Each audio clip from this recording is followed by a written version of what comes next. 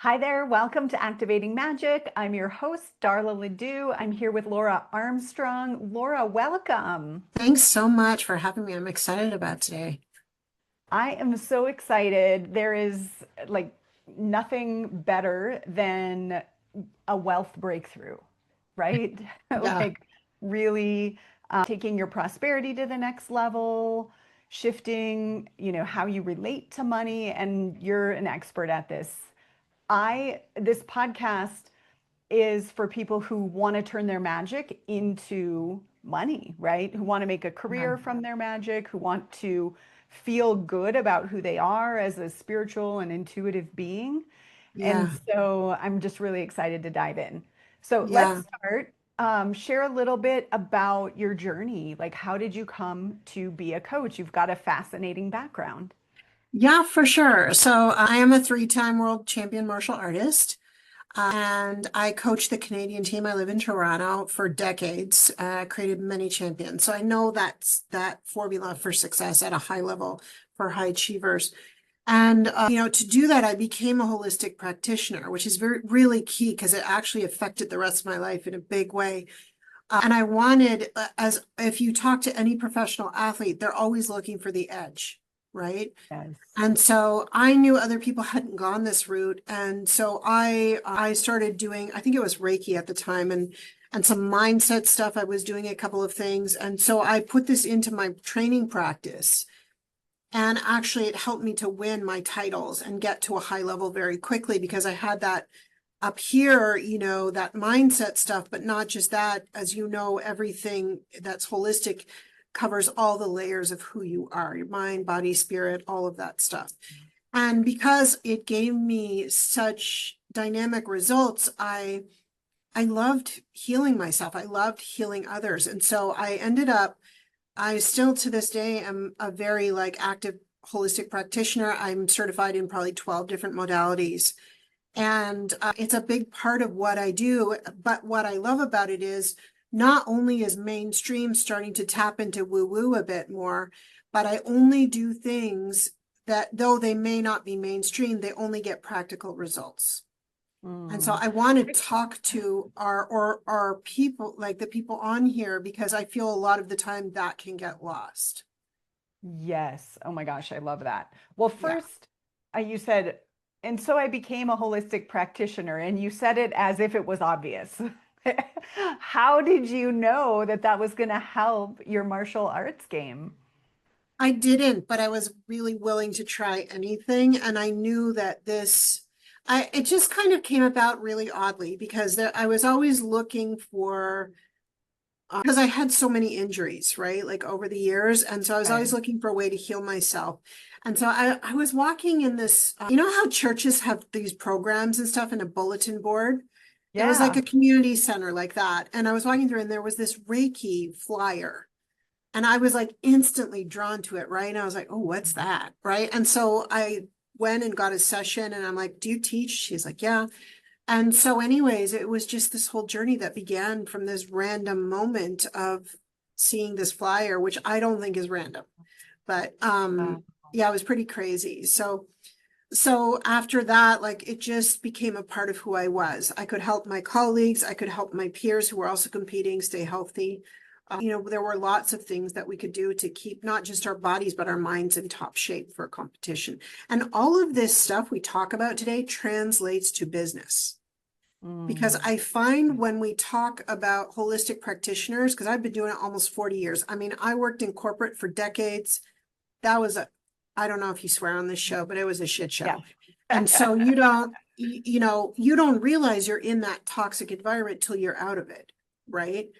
And so they packaged me out at 42. I'm 58 now. And I just took them to court for a lot of money. It was horrible how they did it. And I just made that decision that I was retired. I'm only doing things that make me happy, that help people and make me boatloads of money because I love money so much.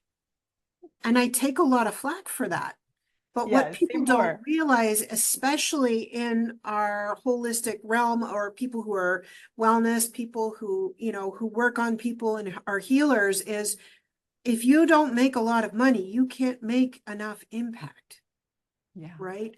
it's all connected, right? And so it's the biggest struggle I see when I work with people who are high nurturing, because their currency is in people, not in money, right? Yes. And so it's one of their biggest struggles. Yes. Laura, this is another thing we have in common. I got on this path through a flyer. It was in a coffee shop. It Right? was for life coaching. I wish I had, taken a picture of it. Right. But then the woman who I went to a workshop and then she offered Reiki training. And that was my foray That's into it. this world too. So And back then, that was like serious woo-woo, right? Yeah. yes. And I Yeah. was an engineer and I thought, you know, this is insane. And I could feel it. I could feel the energy moving. I knew things and I got really scared and I kind of walked away from it for a while. Mm, yeah. Yeah. Yeah, I for was sure. like, this can't be a real This career. This isn't can't real. be. Yeah. Yeah. Okay. So tell me, I mean, the flyer could be a piece of it, but maybe in more recent times, tell me about a time where your guidance, and I know, you're highly tapped in, that's part of how you work. Mhm. Tell me about a time when your guidance led you in a direction that either you or other people thought was a little crazy. Yeah, story of my life, I'm telling you. Like I've been psychic since a little kid, like fully. And then I shut it down when I was a teenager because you're a god then and no one can tell you anything. And then I opened it up in my 20s again, and I've always been fully connected. So for me, um, I I just wait. So I think that Mm, I'm going to tell you about a time where I did crazy things and people are like, you're nuts. But it was just, I think there was something where someone offered me something and it was an opportunity to earn a lot of money. mm, But my feeling was it didn't feel right. And the person heading it, there was something not right. mm, And so I didn't even need to think about it that deeply, right? I just, and so a lot of you who are listening have this skill and you do it every day. You just don't realize it. Like you're looking in someone's eyes and you're like scanning their soul, right? Like you mm, know that feeling, right? And I'm like, I'm not going to do this. And I'm like, it just doesn't align with me. And they're like, what do you mean it doesn't align with you? What does that have to do with anything, right? And I'm like, it doesn't feel good for me. Well, it doesn't matter if it doesn't feel good. You're getting a paycheck. I'm like, yeah, but that paycheck has energy attached to it. And mm, so if that paycheck isn't resonating with me, that money is not going to feel good to me. And they thought mm, I was nuts, right? And so I walked away from things. And also the other thing that another one that comes up, it was that opportunity. And then also where in martial arts, I would have these people approach me to teach in their system. They would give me rank and I would learn their system and go out. And so this one guy, because my rank is so high, he automatically gave me a third-degree black belt. I was probably a sixth, but I had to learn stuff, which is no problem. okay. And he basically, I didn't get a good feeling about it after a couple months because I felt what I found out was he was talking about me behind my back. And Mm, I gave him back the belt. I gave him back the curriculum. I gave him back everything. I said, oh, sorry, I can't support your school or your curriculum. Feel free to refund me the money that I paid for the belt, which was an honorable thing to do. Okay, yeah, that's fine. Never saw the money. And then I thought, I really listened to my intuition. So that was another big turning point here about money for me was like, he didn't send the money back, mm, but I'm okay with that because that's his stuff. It's not mine. So I don't okay. need that money that badly. And so that was a big learning for me. And so that's why when I started having my, Meaning like you trusted the abundance that you would yes, have more like, money. yes, I knew it was going to come back to me from somewhere else, right? And it Yeah. took him 2 years to apologize to me, Mm, but he never gave me the money back, but that's okay. I never needed it. And so one thing that I think is really important to point out, Darla, is if you have a conflict with one of your clients and they don't want to pay you or whatever it is, mhm, I go to, you know what? It's on me today. mm, I hope you got something out of it. And so don't worry about payment. We're good to go. Because for mm, me, that yeah. money is not as important as having the freedom from that person because I know they're Yeah. going to cause grief. and I'm never going to hear the end of it. And they're never ready to change, and I'm never going to make them change. Right. So they're always going to find a reason not to be satisfied. I don't attract that kind of client anymore, but I Yeah, went through a period of that where it happened. And, I I know still do that exactly today, what but you mean. you know what I mean. Yeah. And they're Yeah. like, well, do you have a discounted rate or, a sliding scale offer? I'm like, that is my sliding scale. Would you like my regular prices? And then we never had the problem again. Right. Like, so Mhm. I get it. Yeah, I think it's a rite of passage that business Absolutely. owners go through. Yeah. Like, how am I going to handle this? You just have to be straight and Yeah, own your power in your business. Yeah. I love it. So interesting. I love that your story was about choosing not to go down a path of a big paycheck because it didn't feel good. Yeah. And you also said, I love money. And Yeah. you said it with such passion and enthusiasm, which that just made Right. me giggle in delight. So can you talk about that? Like, is there good Sure. money and bad money, or how do you think about that? You know, money is what you make it, right? So let me put it this way. Money isn't wealth, Mm. but money is a part of wealth, right? And so if you think about John Maxwell's period of 4 levels of wealth, so it's in the pyramid shape. Money is on the bottom, then it's relationships, knowledge, and your purpose or your why or whatever it is, your calling. And if it's a pyramid and your money piece is not strong, the other pieces will crumble or they won't be as strong. So you have to go back and fix that. And that usually ends up having to do with mindset issues, limiting beliefs. Maybe you're not in alignment with things. Like those are the 3 things I see over and over again. And all of those are related to like maybe self-sabotage or imposter syndrome or anxiety or am I doing the right thing? Am I good enough? Why people won't want what I have, right? And so when we work together,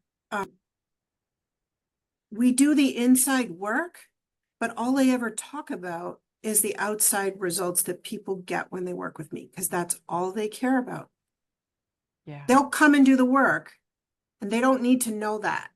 They just need to know they're going to get blah when they're done. Right? right. Because that's what they came for. And if I'm not able to give them that, then I shouldn't be doing what I'm doing. Mm. Yeah. I think this is kind of interesting. So the money, relationship, knowledge, purpose.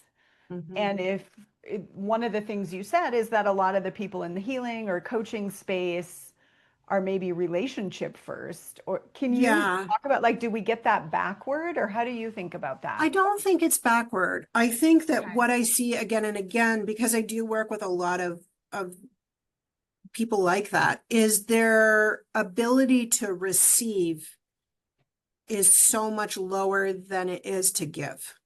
Mm, And so they need to learn to be able to receive. And it's hard if you're taught through your, learned response or your parents or whatever.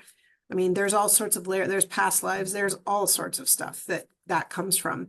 Then it's a challenge. But what you need to remember is, and what you can ask yourself is, what is your level of deserve? And a way that you can kind of think about that is, how much have you spent on your training? The hours, the transportation, the course costs, the certifications. Like, if you think about that, it's in the hundreds of thousands of dollars. I know I'm way up there close to $1 million. I mean, I've done a ton of stuff, right? And so I feel good charging my price because I know I've put in the time, right? yes. And that's just building your confidence, right? And so when you have that relationship with money, it has to feel good, because in our everyday, we think about money, Darla, a million times. We're thinking about Mm, bills. We're thinking about rent. We're thinking about, and it's usually not in a positive way, right?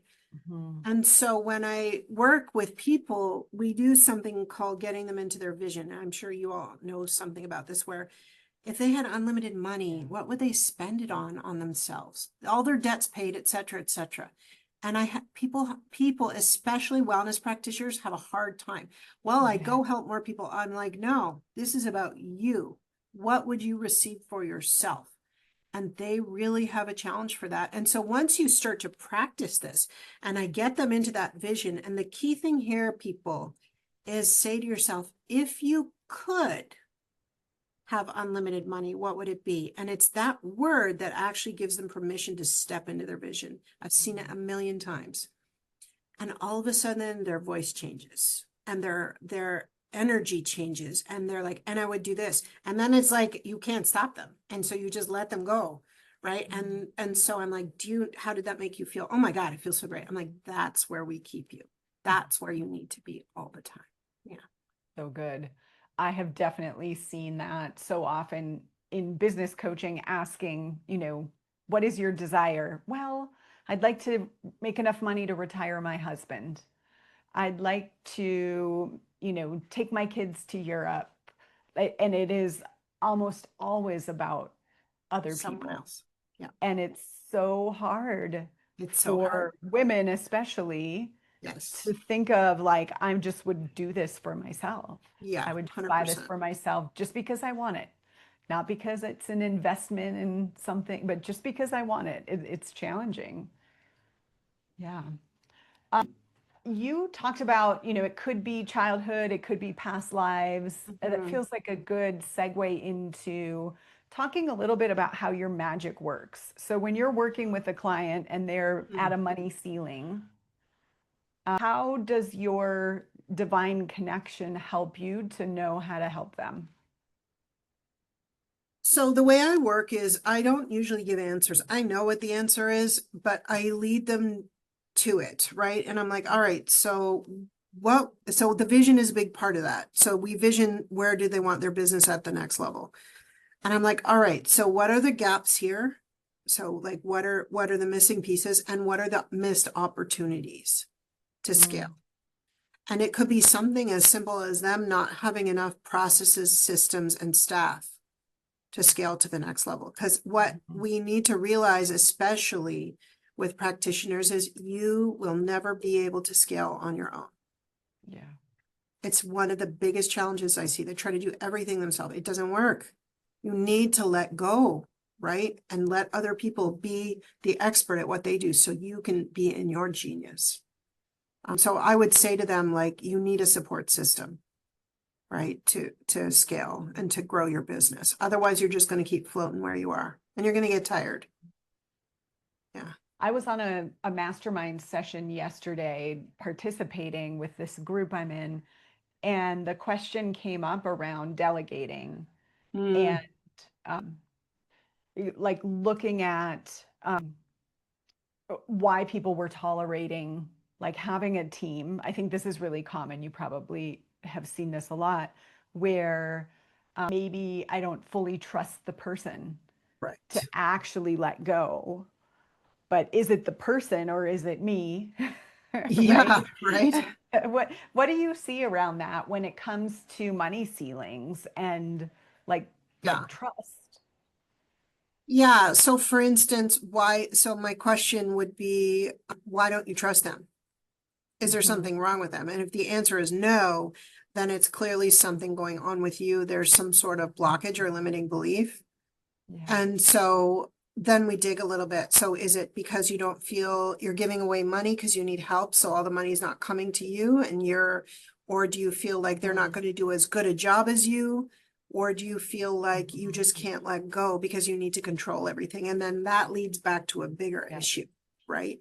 And so Yeah. we have to backtrack it to the point of origin where I had so much trauma as a small child and a young woman that Mm. through my practice, I was able to get rid of all my limiting beliefs and my mindset stuff. And it's still a part of me, but I use it to fuel and inspire others. And so there is that stuff, but you need to get rid of it, right? Mm. Because otherwise it's just going to keep coming up in front of you. And you all know Yeah. what that is because you see it in your clients every day. It's hard Yeah. for us to do the work on ourselves, right? Absolutely. Yeah. Can you talk a little bit more? You got really energized when you said I use it. How do you use like what used to be your limits? How do you use that? Yeah. So I'm never afraid to talk about what happened to me Mm. because I don't know who's in the room and who it's going to help. Mm. And so I'm never afraid to bring that up. And so it's because I have such confidence in what I do, because I'm so good at what I do, and not in an ego way, because I've seen the transformation that people have. And so what I would say to the audience here is, you need to be getting testimonials and video testimonials, and look at the people you have helped. And that's where your confidence can come from if you feel you can't pull it from anywhere else, because you are a gift. Right. And so you need to embrace the gift and say, yeah, I'm a rock star at what I do. Because if you don't believe it, nobody else will. Right. Mm. And so it's really important. And it's also, I want to say, not a cultural thing, but a societal thing for people who are healers and wellness people, that they don't really say that stuff about themselves, because it means Mhm. ego, and, I'll be seen as a braggart, or, it's shameful, or, all that stuff. No, hell no. If that's what people think, then they're in a different category than you are. You've moved past them. You're emotionally intelligent. You're embracing your greatness and giving people the path to that. So people are looking up to you. They need you to be where you are. Oh, preach. Right. Laura, what beliefs have you had to overcome to get to the place Yeah. to be loving of money and in abundance? Well, this is a good story. So I had a lot of limiting beliefs around my parents had a lot of limiting beliefs, which I took on. Mm. And so I had to really look at, and so I do clearing of limiting beliefs. I'm happy to give your audience the 5 steps if that's helpful for them. Okay. Yeah, for Yeah. sure. So step number 1 is you ask 5 questions, and then you reframe the belief. So I'll give you one of my limiting beliefs I used to have was my mother. Well, honey, money doesn't grow on trees, right? Mm. And so the first question you ask is this true? Mm. Right? Is this true, or is it just something you've been told to believe? Right? The second question is this mine? What I realized is it wasn't mine. I had taken it on from my mom. So is it true? Is it mine? And then the third one is, does this serve me? It's like spoiled milk. You're not keeping it in your fridge, right? So if it doesn't serve you, why are you doing it? So now what you're doing is you're starting to have the awareness around things, right? And what happens is your reticular activating system in your brain, and that's that system where when you go see, you know what it is, right? You go see something and then you see it all over the place. So that's your reticular activating system trying to bring everything you're asking for to you. So that's what it's doing here. It's trying to bring that awareness of that limiting belief, and so that you can get rid of it. And the fourth question is, when did this start? And that's when the brain starts to work and the neurons start to fire. And then the last question is, what happened? So you may not have the answer instantly, because it sometimes, when you are thinking of someone's name and you just can't remember, and like 5 minutes later you shout it out. That's what this is, right? And so it will come to your awareness. You just got to be patient. And then you can reframe the limiting beliefs. So for instance, my limiting belief became, well, mom, I've got a few acres of money trees out back. If you like a hayride through them, let me know. And isn't paper made of trees, and isn't money made of paper? Right. And so I have tons of money trees in my backyard. Right. I love the playful nature of that. Right. And it should be fun. It doesn't have to be Yeah. serious. Right. Yeah. We lose that because we think everything needs to be doom and gloom and horrible clearings, and it's got to hurt. It does not. Mm. I have a belief, I'm curious to check this out with you, that at least in my sphere, there's a lot of practitioners, leaders, retreat hosts in particular, who, came from a background of a lot of darkness, Mm, like, whether it's abuse or deep, right. deep scarcity or like lack of education, that like maybe the first to go to college Sure. and are here really to work in the light, to be a way shower, and they've discovered that. And I think it, how do I want to phrase this? The it seems that the darker, in quotes, Gotcha. someone's upbringing, like the more courage it takes to step in to their purpose, but also the more potent. And I guess I'm just curious your thought about that. Like, Well, like the way I see it is our trauma shapes who we are. So how mhm, do we want to be shaped, right? And so my trauma has shaped my greatness because I've allowed it to do that. And the other thing I think we forget, because sometimes it is so dark, sometimes before the dawn, right? And so when you've been in that place for a long time and you feel trapped, it's just a choice. And so do you want to mhm, make different choices? And until you want to take that first step and crack the door open a little bit to see the light, then you're not going to move. It's just, and yeah, it's okay. And there's no judgment around it. And it's funny that you talked about that because I only work with people who are going to move. I'm not going yeah. to pull people uphill. And I've been through Well, we that. Like can't, like you said, we right. can't. We can't, right?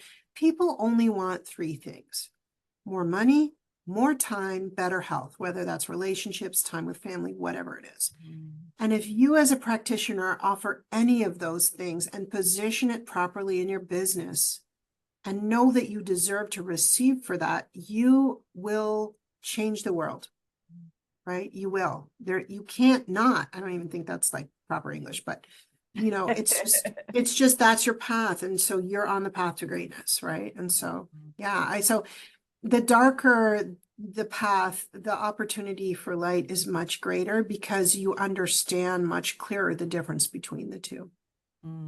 that's a great way to say it. Thank you.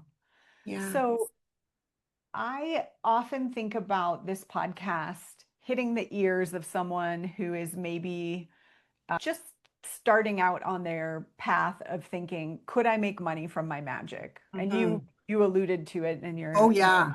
response, but what would you say to this person if they aren't really surrounded by people who are doing it, who are walking that path? Do a business plan. Mm, Have your systems in place. Don't just go out there and offer stuff. Have structure mm. around yourself and your business and work your holistic side with that. Because I didn't do that and my path was much harder. Oh, say Right? more about that. That's the first time anyone has answered that question that way. So So, say more. so I would ask people, so is this a sometime, a part-time, or a Mhm, business thing? And so if they're just doing it for fun, then that's a whole different story. Not fun, but like once in a while, whatever. mhm, But if you want to run your business around wellness, you need the systems and processes that will keep you on an even keel, right? And the second part, as you start to scale, is the automation, right? People booking appointments online, you not having to take every single phone call, vetting people, having support, right? Like, and so whether that's a VA, which is cheap to have, like someone who does your marketing. It's so funny because you and I are of close age, and I think, anyways, you look, yeah, we are. And so, anyways, yeah, I'm right? Yes. 51. Oh, okay. So a few years apart, but that's fine. But I mean, long gone are the days when you just had a phone number and an email. Like that is done, Yeah. right? So now it's so much more complicated to run your business. So I would say have your landing page, have your business plan done, right? Know what your expenses Mhm. are, right? So that you're not just saying, oh, I'm having people over and I'm renting space for, $100 an hour and I'm charging 120, I'm making good money. No, you're not. You're not making good money. Your $20 an hour is your profit, right? So even something like super simplistic like that. So Yes. you have to be business start right from the beginning, because if you go to change your prices in a year or two, the prices where you rent will probably go up too. So are you really getting ahead? So have Can that, you hmm, you mentioned that you made that mistake when you started out. Can yeah. you share about that? Sure, yeah, for sure. So I rented space in an office and I thought they were giving me a great deal. And so they said, okay, well, we'll charge you $500 a month. It wasn't even like a percentage of what I was making. But I was starting out, I only ended up having two clients, so I would only make $200 a month. So I was $300 out of pocket. It was just a bad decision. And then I Mm, didn't know how to market. I didn't do a business plan. I wasn't pricing my products properly. I didn't do any marketing. Like it was just things that were missing that I could have avoided that whole thing. And mm, so at the beginning, it's hard because you're doing everything yourself to save costs, right? So be mhm, smart about it and start with the business plan. Know what you offer, know what your packages are, Okay. And that's what you sell people your packages, because what you're selling them is not just your skill, it's your time. And so what is your time worth? Right. Yeah. And I love your example of the hourly rate and, actually knowing how much of that Yeah. would hit your bottom line. Yeah, you can take that number you would spend over a year and divide it by 365. Then you know what you would make your rate is for a day, and divide that by 8 hours, right? Or 24 hours or whatever. I mean, I can charge up to $3,000 an hour. I know that, right? I don't always do because I don't need to, right? That's not my jam. And my packages and my pricing is different now than it was. So I'm Yeah. not offering one-offs. Like I don't Yeah. I have, don't even know an hourly rate at this point. right. But that's where most people start, right? Yes, So it's important totally. for them to understand what that is for them and that Yeah. they're willing to receive that. And if they're not charging enough, how does it feel? So go from here into here, right? And listen to that. Yeah. Yeah. I always say it feels dirty when the exchange isn't clean, right? Correct. Yeah. Yeah. And I've been on the road where I might have a high investment program, but then I'll add in all the things so that eventually it's like, oh, it's not even that profitable, right? Because there's Right. so much in the offer, even though it's got a higher price tag. Yeah, and if you're going to do a trade, that's no problem. Just make sure the energy feels even. I mean, I just did a $20,000 trade with somebody. Mm. I'm certainly getting my money's worth. Right. And so be a businesswoman, not just a holistic or businessman or businesswoman, not just a holistic practitioner or not just a practitioner, because that is the practitioner part is your genius, but you also need to be smart about it so that both pieces work together sustainably. Otherwise, you just get tired. Mm. The trading piece, you obviously really want the thing that you traded for, right? Yes. And sometimes I see people all the time like, "Oh yeah, I'll trade. You can come to my retreat and I'll do your whatever it is that I don't want." Just Yeah. because I they only want you trade to with come to things I my want. retreat. Yeah, Yeah. exactly. I get approached all the time and I'm like, no. I said, but I'll do this if you give me that. And they're like, no. I'm like, okay, we're good. Like I know they need me more than I need them, right? Because, Yeah. and it's not an ego thing. It's just you have your boundaries around that and you have to set boundaries around people. Otherwise, you'll just end up giving everything away. Mm. Yeah, really clear. Okay, so you have so generously agreed to offer people a session. So can you talk Yes. a little bit about that? So basically, it's just an hour call with me. And so what I'll do is take you through my process. I'll talk a little bit about where you are in your business, take you into your vision, and then I'll do something called future casting, which tells you what you need to change for yourself, not because I tell you it, but you literally will tell yourself by the end of the call, I need to do this, right? And Mm. so if you want change, and the beauty of this call is regardless if you decide you want to work with me or what, I'm not attached to any of that, but I will give you some really powerful affirmations that will change your world very quickly. So you will always leave with tools when you work with me. Excellent. So we'll put how to access Yeah. that in the show notes. And then Yeah. do you have a preferred social platform if people want to follow Yeah, you? reach out to me on LinkedIn. That's LinkedIn. where I am the most. Yeah. And so, and wealthstrategywithlaura.com is the link for the calendar, but I know you're going to post that. Yeah. Wealth. And Wealth I love strategy people, with so I Laura. love to Great. hear from you and yeah, book some time with me. I'm sorry my calendar is so far out, but do book time. I will get to you. Yeah. Mhm. Amazing. Yeah, they'll come upon the calendar and go, oh, look at that gift I booked myself. Right.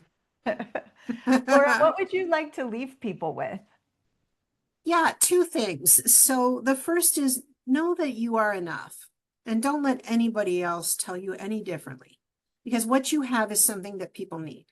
Okay. And the second thing I would tell you related to the first is own your own power. Okay. And take it away from others because Mm. you might have been giving little bits of it away over the years. No, take it all back, decide what you want to do with it and own it.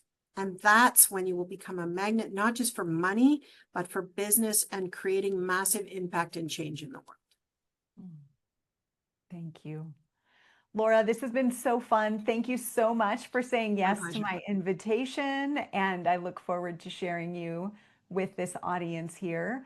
For those listening, please do let us know your key insights, what you're taking away. If there's someone in your world who needs a money breakthrough, please share this episode with them and let them know that they can get to know Laura also.